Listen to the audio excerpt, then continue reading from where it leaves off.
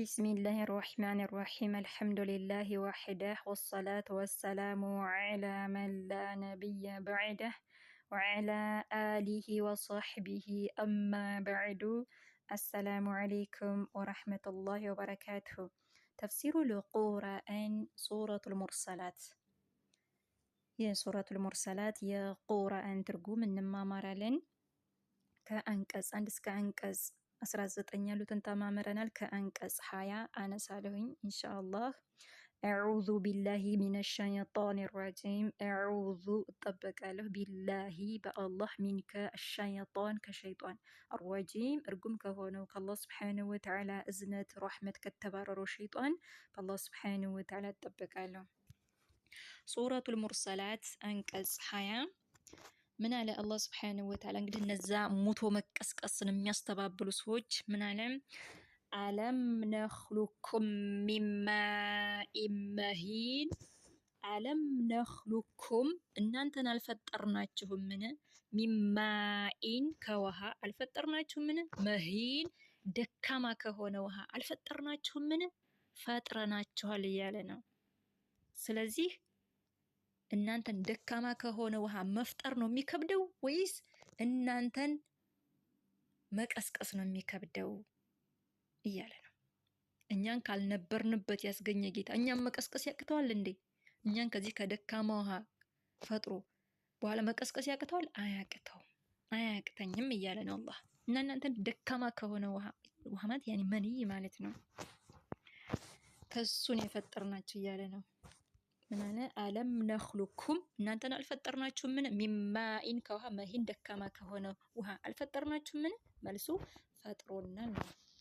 ከዛ ምን አለ? ፈጀዐልናሁ አደረግነው አለ እሱን ይሄንን ደካማ ውሃ ፈጀዐልናሁ አደረግነው እሱን አለ ፊ ውስጥ ቀራሪን መርጊያ ውስጥ መኪን በተጠበቀ መርጊያ ውስጥ አደረግነው አለ። ይህ ማለት የሴቷ ማህፀን ማለት ነው። በተጠበቀ ጥብቅ በሆነ መርጊያ ውስጥ አደረግነው አለ ይሄንን ደካማ የሆነ ውሃ። እንግዲህ በ40 ቀኑ ምን ይሆናል? ያ ደካማ የሆነ ውሃ ያመኒ ንፍጥ ይሆናል፣ ንጥፋ ይሆናል። በ40 ቀኑ መልሶ ደግሞ 40 ቀን ይቀመጣል። ምን ይሆናል? ከዛ ዓለቃ ይሆናል ማለት ነው፣ የረጋ ደም ይሆናል። ከዛ ደግሞ መልሶ ثم يكون ذلك የዚሁን አምሳያ 40 ቀን ይቀመጣል አሁንም። ከዛ ምን ይሆናል? ሙድጋ ወደ ተላመጠ ስጋ ይቀየራል ማለት ነው። 40 ስንት ነው? 4 ወር የሆነው ማለት ነው። በ4 ወሩ ምን ይሆናል? ሙድጋ ይሆናል፣ የተላመጠ ወደ ተላመጠ ስጋ ይቀየራል። ከዛም ሩህ ይነፋበታል በ4 ወሩ ማለት ነው። ከዛም እንግዲህ ዛናቱ ሆድ ውስጥ ይሰበስባል አላህ Subhanahu Wa Ta'ala የሰው ልጅ ዛናታችን ሆድ ውስጥ እንሰበሰባለን። ከዛም ጊዜው ሲደርስ እንወለዳለን። طيب فجعلناه አደረግነው አለ ይሄን ደካማ ውሃ ፊ ውስጥ ቀራሪን መርጊያ ውስጥ መኪን በተጠበቀ መርጊያ ውስጥ አደረግነው አለ። እስከ መቼ ነው አለ ደግሞ? ኢላ ድረስ ቀደሪን ጊዜ ድረስ ማዕሉም እስከሚታወቅ ጊዜ ድረስ እስከሚታወቅ ወቅት ድረስ እዛ አደረግነው አለ። ያናት ሆድ ሰበሰብ ነው ማለት ነው እስከታወቀ ጊዜ ድረስ። እንግዲህ አብዛኛችን የምናውቀው በ9 ወር አብዛኛው ሰው አብዛኛው ሴቶች በ9 ወር ነው የሚወልዱት። ግን በ10 ወር የሚወልድ ያለ፣ በ12 ወር እንደዚህ በአመት ከምናምን የሚወልድ ያለ ማለት ነው። አላህ ጊዜ ወቅት አድርጎለታል። ስለዚህ መቻኮል የለብንም። ግዴታ 9 ወር ተብሎ አልተደነገገም። ጊዜ ያለው የታወቀ ጊዜ ያለው አላህ የቀን ውለታ ያመጣዋል እንጂ መቻኮል። አሁን ምሳሌ 9 ወር ካለፈን ብዙ ሴቶች መጨናነቅ የለብንም። እኛ ጤነኛ ከሆነ ማያምን ህመም የማይሰማን ከሆነ የልጁ ጤንነት ደህና ከሆነ መጠበቅ ነው ጊዜውን እንጂ ዝም ብለን ቶሎ ብለን ኦፕሬሽን መደረግ የለብንም ማለት ነው። እስከታወቀ ጊዜ ድረስ ኢላ ድረስ ቀደሪን ጊዜ ድረስ ማዕሉም እስከታወቀ ጊዜ ድረስ ከሚታወቅ ጊዜ ድረስ ወይም እስከሚታወቅ እስከመቼ? ኢላ ድረስ ቀደሪን ልክ ድረስ ማዕሉም እስከሚታወቅ ልክ ድረስ ማለት ነው። ያ ረቢ አላህ። ከዛ ምን አለ? ፈቀደሩና መጠንን ወሰንን አለ። ፈቀደሩና የሚልም አለ እዚህ ጋር ግን ፈቀደሩና መጠንን ወሰንን አለ። ፈኒዕመ ምንኛ ያማረ ምንኛ ያማረ አልቃዲሩን መጣኝ ወሳኝ ነው። ምንኛ ያማረ መጣኝ ወሳኝ ነው። ማ አላሁ ዐዘ ወጀል አላህ ሱብሓነሁ ወተዓላ ምንኛ ያማረ መጣኝ ወሳኝ ነው። መጥኖታል ማለት ነው። ሱብሓነላህ ፈቀደሩና መጠንን አለ። እንግዲህ ሁኔታውን ማለት ነው። ይዛኒ ይህ ጽንስ መጠንን አለ። ፈቀደሩና መጠንን ወሰንን። ፈኒዕመ ምንኛ ያማረ አልቃዲሩን መጣኝ ወሳኝ ነው። ምንኛ ያማረ መጣኝ ወሳኝ ነው። ማ አላህ ወይም ደግሞ ምንኛ ያማርን መጣኝ ወሳኝ ነን አለ። እንግዲህ ራሱን ምን እያለ ነው? እያሞገሰ ነው። ራሱን እያላቀ ነው። ይገባዋልም። ግን እኛ የሆነ ነገር ስራ ሰርተን ራሳችንን ማወደስ የለብንም፣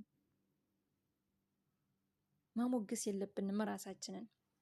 አላህ ግን ራሱን ማሞገስ ይችላል። ፈቀደሩና መጠንን ወሰንን። ፈኒዕመ ምንኛ ያማረ አልቃዲሩን መጣኝ ወሳኝ ነው አላህ።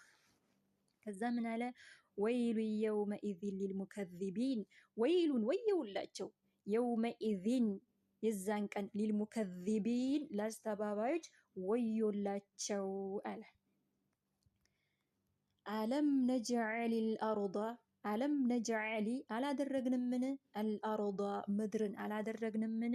ኪፋታ መሰብሰቢያ ሰብሳቢ ማለት ነው። ኪፋታ ሰብሳቢ አላደረግንምን? አለም ነጅዐሊ አላደረግንምን? አልአርዳ ምድርን ኪፋታ ሰብሳቢ አላደረግንምን? አድርገናል እያለ ነው። አድርጓል። እንግዲህ እኛ መጀመሪያ መሰብሰቢያችን የት ነበር? እናታችን ሆድ መጀመሪያ ሰብስቦን ነበር። ከመወለዳችን በፊት እናታችን ውስጥ ሰብስቦን ነበር። ከዛ ከተወለድን ከእናታችን ሆድ ከወጣን በኋላ ደግሞ ምድር መሰብሰቢያችን ነው።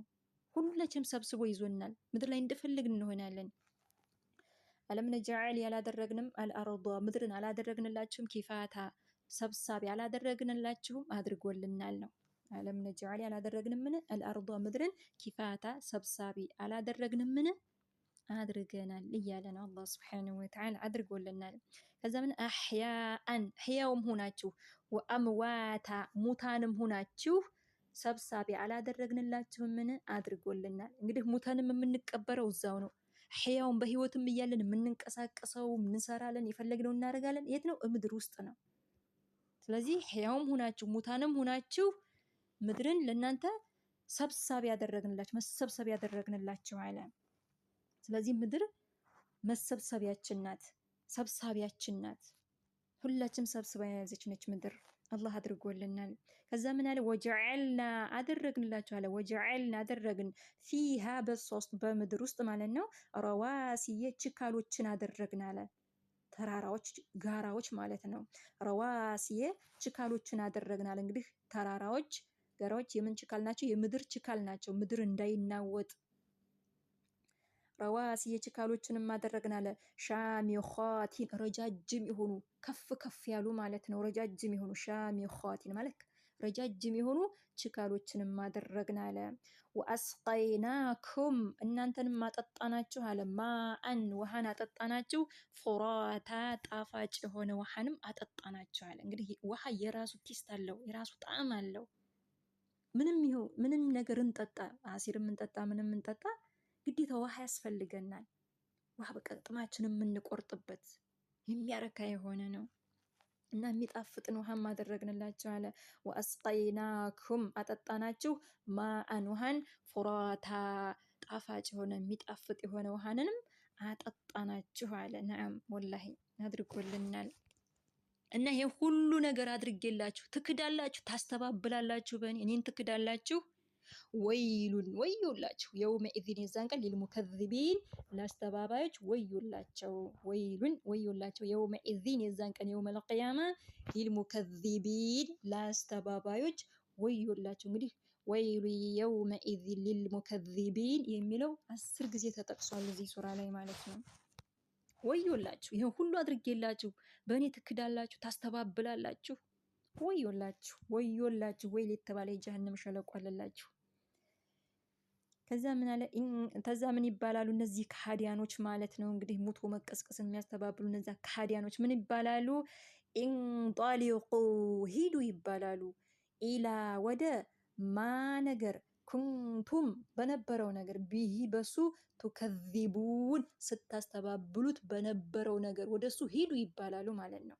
ወደሱ ሂዱ አዝግሙ ይባላሉ። ያኔ ኢንጧሊቁ ሂዱ አዝግሙ ኢላ ወደ ማ ነገር ኩንቱም በነበራችሁበት ነገር ቢሂ በሱ ቱከዚቡን ስታስተባብሉበት በነበራችሁበት ነገር ማለት ነው። ወደሱ ሂዱ ይባላሉ። እንግዲህ ሞቶ መቀስቀስን ሲያስተባብሉ ነበረ። እዚህ ዱንያ ላይ አይ እንኖራለን እንሞታለን በቃ ምን አለ እያሉ ነበረ። ያኔ እዚህ ዱንያ ላይ ሆነው ያስተባበሉትን ያኔ ያዩታል ማለት ነው፣ ይቀምሱታል። እና ስታስተባብሉት ወደ ነበረው ነገር ሂዱ ይባላሉ። ተጓዙ። ኢንጧሊቁ ሂዱ ይባላሉ። አሁንም ኢላ ወደ ዚሊን ጥላ ወደ ጥላ ሂዱ ይባላሉ። ያ ጥላ ደግሞ ዚ ባለቤት የሆነ ሰላሲ ባለሶስት ሹዕብ ባለሶስት ቅርንጫፍ ወደሆነ ጥላ ሂዱ ይባላሉ። ባለሶስት ቅርንጫፍ የሆነ ማለት ነው። ያ እሳት እንግዲህ ከመንደዱ የተነሳ ጀሀነም እሳት በኃይል ከመንደዱ የተነሳ ቅርንጫፍ ያወጣል ማለት ነው። ጭስ ማለት ነው፣ ጥቁር ጭስ። ሱብሃንአላህ። እንዲሁም እዚህ ላይ ሲያብራሩት ሰለፎች ሲያብራሩት ምን ይላሉ? እዚህ ጋር ዚ ሰላሲ ሹዕብ የሚለው ዚ ሰላሲ ሶስት አይነት ነው።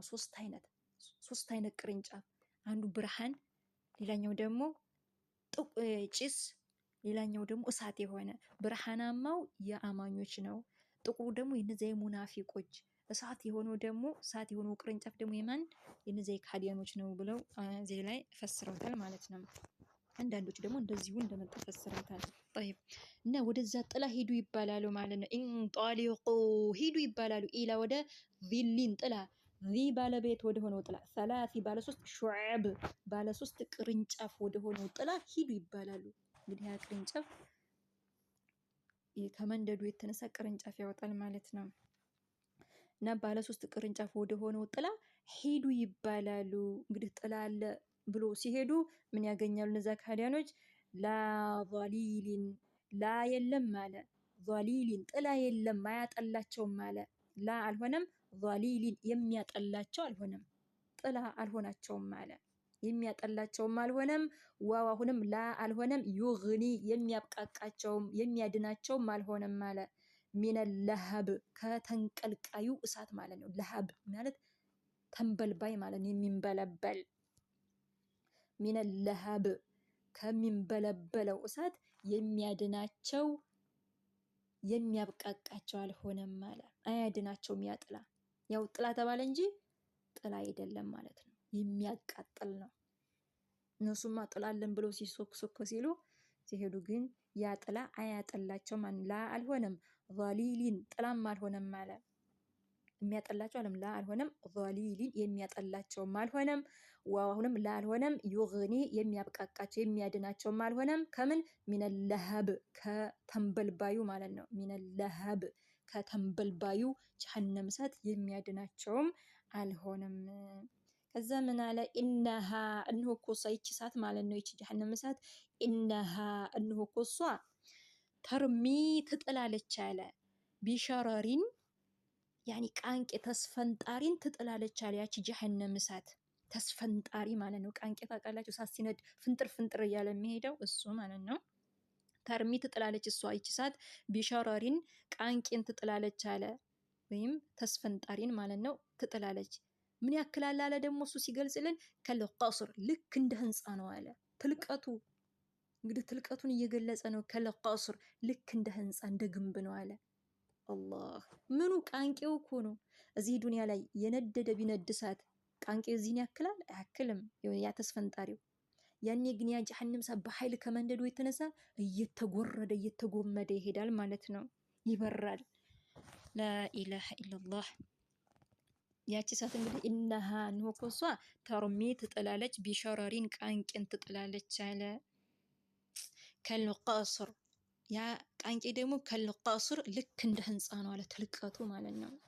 ከአነሁ ልክ እሱ እንግዲህ እዚህ ጋር ትልቀቱን ገለጸ፣ ደግሞ ከለሩንም ይነግረናል። ከአነሁ ልክ እሱ አለ እንግዲህ ከለሩ ማለት ነው። ከአነሁ ልክ እሱ ያ ቃንቄው ማለት ነው፣ ያ እሳት ጅማለቱን ግመል ይመስላል፣ ጅማለቱን ግመሎች ይመስላል አለ። ሱፍር ዳልቻ ግመል ዳልቻ ግመልን ይመስላል አለ። ዳልቻማ ግመል ያኔ ዳልቻ ግመል ወደ ጥቁር ሄደ ማለት ነው። ወደ ጥቁር ሄዶ ወደ ምን ሄደ? ወደ አስፋር ማለት ጥቁር ሆኖ ወደ አስፋር ሄደ፣ ወደ ቢጫ ሄደ ማለት ነው። ላኢላሃ ኢላላህ ዳልቻ ግመል ይመስላል አለ። ያ የቃንቂው ያ የሳቱ ማለት ነው። ሳቱ ከለሩን እየገለጸ ነው ሀባይብ። እዚህ ጋር ትልቀቱን ነው፣ እዚህ ጋር ደግሞ ከለሩን ገለጸልን። የዛ የቃንቂውን ከአነሁ ልክ እሱ አለ ያቃንቂው ጂማለቱን ግመሎች ይመስላል። ጂማለቱን ግመሎች ይመስላል። ሱፍር ዳልቻ ግመሎችን ይመስላል። ዳልቻማ ግመልን ጥቁር ሆኖ ወደ ቢጫ ሄደ ማለት ነው። ወደ አስፋር ሄደ።